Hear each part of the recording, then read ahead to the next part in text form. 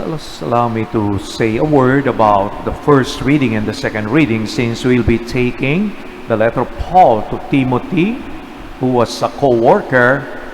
He accompanied Paul before he was assigned to a particular place to be its head.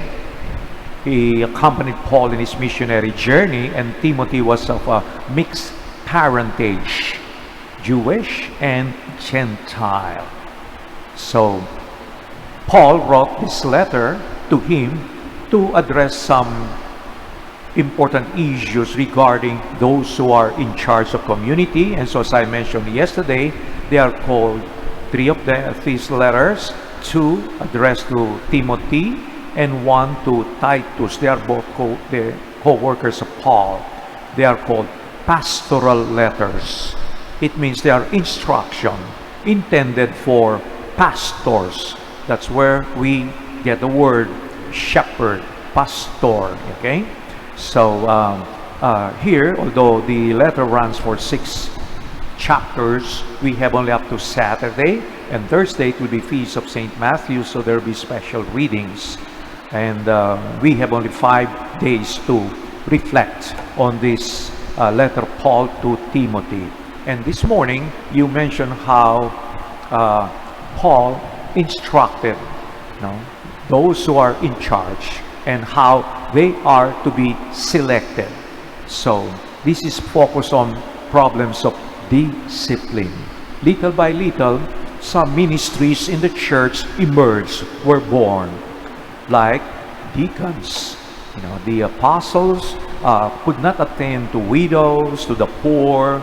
They were their major concern, so they chose people, men of good repute. And so we have the deacons, and later on emerged the presbyter. So there are 3 major ranks in holy orders: deacon, presbyter, and episcopacy.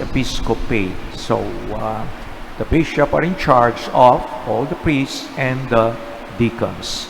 So we heard how in the first stage of the early Christian churches, how they were chosen. Today we have a different way, not exactly totally different, but for instance we have the the rule of celibacy, so that the people who embrace this life can be more free to give themselves totally to the people of God. So we go now into the gospel reading. It's very interesting. I'm sure many of us, or all of us, have attended funerals. Where do you end? Cemetery or memorial park? Isn't it?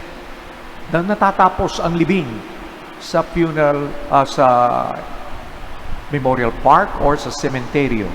But in this, what happened in the gospel, there was a funeral. They did not end in the cemetery. Diba? Hindi natuloy sa cemetery. Bakit? Jesus was there to intervene. So, it's very interesting to note some details. Yung namatayan, widow, balo, wala siyang ibang anak. And that time, there was no social security. There were no insurances. So widows really had difficult way of sustaining themselves. Sino maaasahan nitong balo? Nobody, as it were. She became orphan.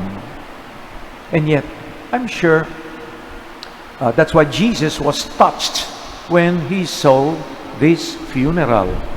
He stopped those who were carrying dead. And I'm sure Jesus must have anticipated, balang araw, time will come when his own mother will weep when he's gone. Widow and leaving her. So I'm sure that's why, without being asked, Jesus intervened to help the widow. of Nain. Kaya gumawa ng paraan para mabuhay, parang patay na rin, nawala ng pag-asa. The widow lost all hope, didn't have any future as it were. So in a way, Jesus helped too. He made the dead man, the dead son, rise, and at the same time, He gave hope. He made the widow rise from a miserable state. So God is always with us. He journeys with us.